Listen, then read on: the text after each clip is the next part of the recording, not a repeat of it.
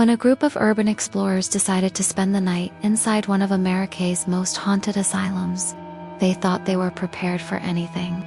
They had cameras set up all around them to record any strange activity and planned to light the footage so that viewers could watch along with them. Their goal was simple: to debunk the myths surrounding the abandoned hospital and prove once and for all that there were no ghosts living within its walls. But as the night wore on, the explorers found out that some places are best left undisturbed, and this urban exploration would quickly become one of the scariest paranormal investigations ever conducted. It all started when a group of friends decided to visit Waverly Hills Sanatorium, an abandoned hospital in Kentucky said to be one of the most haunted places in the United States. Urban explorers have long been drawn to the derelict building, which closed down in 1961 after being used as a tuberculosis sanatorium for over 40 years.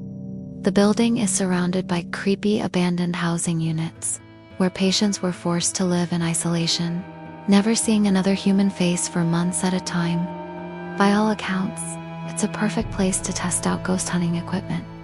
The urban explorers who ventured into the abandoned asylum were led by two men named Nick Groff and Alex Penz, popular figures in the paranormal investigation community thanks to their YouTube channel. While they may have been experts in investigating haunted houses and other supposedly ghostly locations, nothing could have prepared them for what happened inside Waverly Hills Sanatorium. As soon as the group entered the abandoned hospital, strange things started happening. As they made their way through the dark corridors, lights suddenly turned on and off again. Doors slammed shut on their own, and disembodied voices whispered their names. Some of the urban explorers started to feel uneasy. Nick and Alex continued their investigation, determined to uncover the truth behind the asylum's reputation. Using thermal cameras, they checked every room, closet, and basement, looking for any signs of unusual activity. At first, they didn't find much, which made them even more skeptical. If there really were ghosts here, they wondered, why weren't they showing themselves? But as the night went on, the atmosphere in the sanatorium began to change. The temperature dropped dramatically and the wind outside picked up, rattling the windows. Then they heard it, a sound that sent chills down their spines, the sound of footsteps. Heavy footsteps echoed through the halls, getting closer and closer. The group froze, listening intently. Then they heard a door slam shut somewhere in the darkness. Whatever was out there seemed to be moving closer. Whatever it wasn't friendly. Nick and Alex exchanged nervous glances. This was beyond just an urban exploration now. They were in danger. Suddenly, the lights flickered back on, revealing nothing but darkness beyond the beams of their flashlights. But the footsteps continued. Now they were right outside the room where the group had set up their base for the night. The door rattled, as if something were trying to break in. The urban explorers huddled together, their flashlights dancing wildly, as they tried to make sense of what was happening. But before anyone could react, the door burst open, revealing a dark figure standing in the doorway. It was tall and thin, its edges blurred and indistinct. The urban explorers screamed and scattered, their flashlights clattering to the floor. They ran through the asylum, desperately searching for an escape. But the figure was faster. It moved with unnatural speed, blocking their path and whispering unintelligible threats in their ears. They ran until their lungs burned and their legs ached, but the figure was always there, just out of sight, taunting them with its heavy footsteps and raspy whispers. Finally, they collapsed, too exhausted to go on. They huddled together in a corner, too terrified to move. Then the figure appeared before them, its eyes glowing red in the darkness. It lunged, and they all screamed as the lights came back on. The figure vanished. Gasping for breath, the group slowly got to their feet. They were safe, for now, but the experience had shaken them to their core. What had they unleashed? They knew they had to get out of there fast, but as they made their way through the asylum, they couldn't shake the feeling that they were being watched. Every shadow seemed to hold a threat, every whisper a warning. Finally, they reached the exit. Stumbling out into the bright sunshine, they looked back at the asylum, its dark windows like empty eyes. They vowed never to go back. Once they were safely away from the asylum, the group began to calm down. They sat in silence for a moment, each lost in their own thoughts. Then Nick broke the silence. He admitted that he had been wrong. There really were ghosts in the asylum, or something worse. Alex nodded, still shaken. He agreed that whatever they had encountered was not human.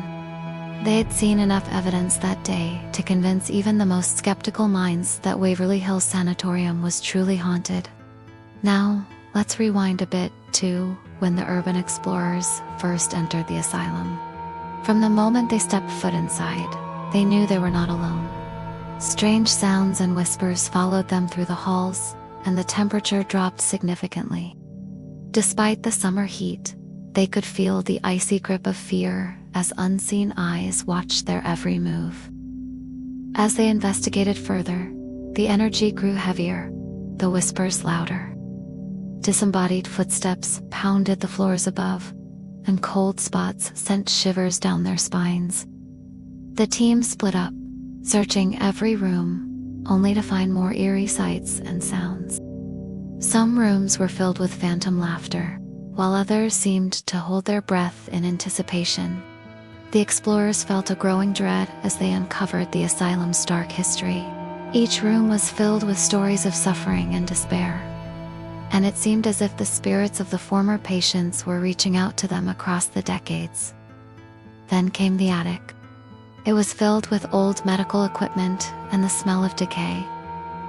As they explored, the temperature plummeted, and the air grew thick with tension. Suddenly, Nick's flashlight flickered, revealing a dark shape in the corner. Before he could react, the light died, plunging them into darkness. They heard a blood-curdling scream, and then silence. When the flashlight came back on, the shape was gone. Had it been a patient, a caretaker, or something else entirely? As the night wore on, the activity intensified. Objects moved, doors slammed, and whispers grew to angry shouts. One of the team members, a skeptic throughout the investigation, began to panic. He claimed he felt a hand grab his shoulder, and when he turned, he saw a shadowy figure melting into the wall. Another explorer felt a cold breath on her neck, and when she turned, she saw a distorted face staring at her with eyes full of hate. She screamed and stumbled back, knocking over a chair. The sound echoed through the silent asylum, drawing closer. Then they saw it. A tall, gaunt figure with matted hair and a dirty white coat was advancing toward them. It moved with an unnatural gait, its eyes fixed on them with a terrifying intensity. They were trapped in the asylum with something evil. The explorers ran, their screams echoing through the halls. They hid under a staircase, too afraid to move. The footsteps stopped outside the door. They held their breath, listening intently. Then the door creaked open and a voice rasped, "Get out." They didn't need to be told twice. They fled, running blindly through the darkness until they reached the exit. Once they were outside, they didn't stop running until they were far away from the asylum. Safe at last, they collapsed on the ground, their bodies shaking with fear and exhaustion. They had escaped, but they knew they had only cheated death. Whatever entity lurked in the asylum wanted them gone, and they had better heed its warning.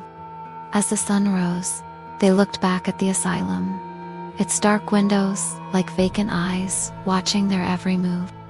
They knew they would never forget what they had experienced there. And that's what actually happened at Waverly Hills Sanatorium. Or is it?